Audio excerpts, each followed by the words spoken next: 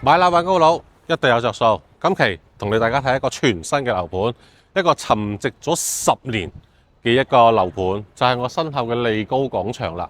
利高廣場終於開賣啦！咁佢係邊個開發商嘅呢？佢唔係本地開發商，亦都唔係國企央企，佢係屬於澳門民根建築發展有限公司集團嘅一個開發嘅樓盤啦。07年攞嘅地，11年起嘅樓，跟住咧沉寂10年，終於開售啦。咁佢個 location 嘅話呢，我相信唔使講嘢㗎啦。早年翻嚟大陸中山，或者係近期有了解過中山嘅位置，或者喺中山玩過嘅，都會喺對面停車㗎啦。係啦，對面就係國際酒店啦。係啊，1個鐘頭一班車，跟住然之後嘅話，翻澳門佢都喺呢邊行㗎啦。咁啊，利高廣場嘅話呢，咁佢個面積嘅話呢，其實都幾得意嘅，得2種戶型嘅啫，82方2房，89方3房，就得2種戶型嘅啫。現樓現證出埋證先收樓，置業零風險。畢竟佢沉寂咗10年啊嘛，咩樓都起完啦，咩證出埋啦，跟住嘅話，佢嗰個價錢嘅話呢，大概就去到1萬到就成交㗎啦。咁一間落嚟嘅話就係130萬到200萬左緊 ，OK， 咁就可以置業利高廣場全新樓盤啦。咁呢邊嘅話呢，就睇下樣板房先，睇下你中唔中意先。咁我哋呢邊係品城有嗰句就講嗰句好中肯嘅意見，唔會一味讚，亦都唔會一味彈啦。好，睇樓。嗱，樣板房時間到，睇下利高廣場佢嗰個好獨特嘅戶型嚇，118平方做2房嘅啫。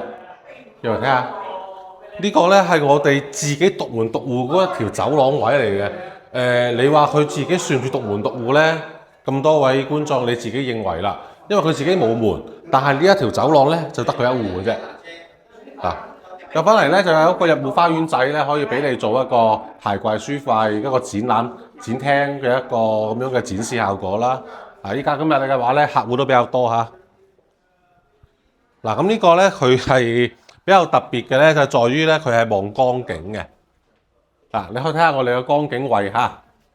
我哋而家目前呢係39樓。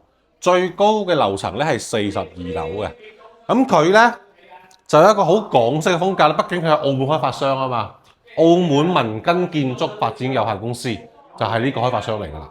咁呢個咧佢就好特別咁樣，係冇陽台嘅。佢有個生活陽台咧，俾你做洗衣房嘅，真係澳門港澳風格。佢咧就冇呢一個廳嘅大陽台咁樣，廚房都好見大啦。畢竟佢120方做2房。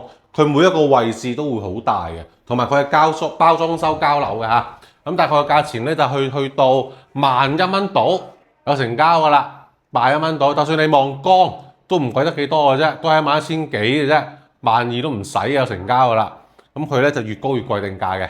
咁呢邊嘅話，個客廳闊度就一眼可見嚇。咁佢又望江啦，咁樣就少咗個陽台咧係有少少舒適咗，我覺得嚇。呢邊嘅話咧就係我哋嘅一個客房得2間房嘅啫，客房嚟嘅。洗手間好大嘅，反正你可以咁樣理解啦。人哋120方就做3房或者4房，佢就做2房，所以局部嘅空間都會比人哋大嘅。衛生間嘅話咧都好大氣嘅衛生間。咁房間主人房，成間主人房咧有30個平方有多。咁佢呢一邊可以望到江，呢邊又可以望到江。呢個我幾中意佢個設計啦。佢一個主人房咧唔係一個落地窗，佢係2側都會有落地窗。咁樣嘅話，俾人哋感覺嘅話相當可以嚇。120方，你係當佢11000，等於130萬左緊一間包裝修現樓，澳門民根建築發展有限公司所開發嘅樓盤，中山嘅第一個嚇。終於俾你等到佢啦，利高廣場嚇。再睇下另外一個獨特嘅戶型先，189個戶型。再睇下我哋190嘅一個單位嚇，190平方做3房嘅啫，夠奢侈嘛。呢邊咧入門口嘅話咧係一個都係俾你做展示嘅一個空間櫃啦。咁樣仲有一個窗口咧係通風同埋採光嘅。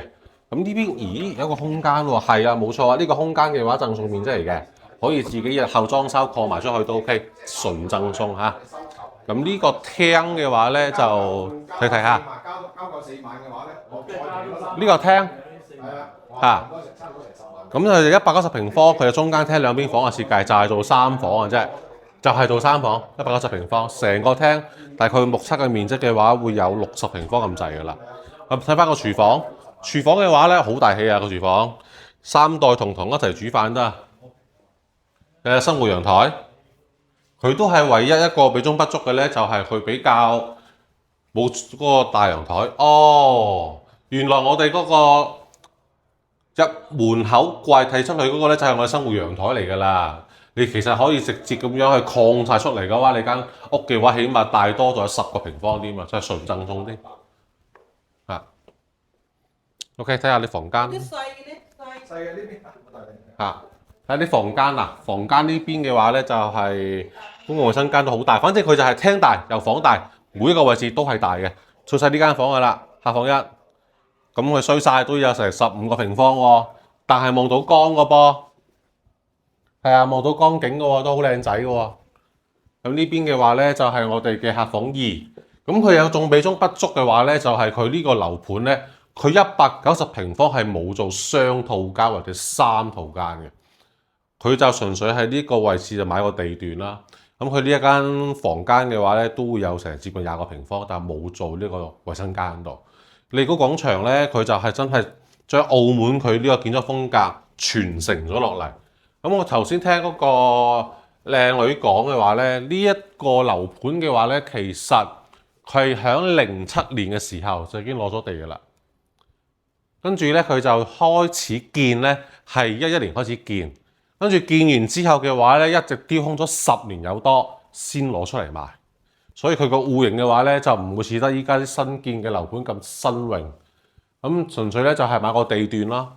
咁呢邊同埋買個江景啦。主人房望出去嘅話，直接就係江景㗎啦。後邊就係興中廣場嚟㗎啦。咁呢邊嘅全間主人房嘅話咧，連埋衞生間總大細面積嘅話咧，會有40平方。尤其是衞生間嘅話咧，相當之大。咁呢一個190平方，如果你係話想話靚仔少少，買間200萬出入到嘅一個大戶型，又係話location要靚仔，咁呢個樓盤嘅話 OK 嘅。但係如果你係話我想揾啲新穎啲嘅戶型，記得揾高佬，高佬可以帶你去睇其他新嘅戶型、新穎啲嘅樓盤嚇。價錢賣1蚊到嘅啫 ，OK 㗎啦，呢個樓盤。獻樓獻證出埋證先收樓，零風險嚇。咁呢邊嘅話咧就中意嘅話，記得聯繫我哋啦。飲茶食飯好閒嘅啫，最緊要睇樓一定有着數嚇。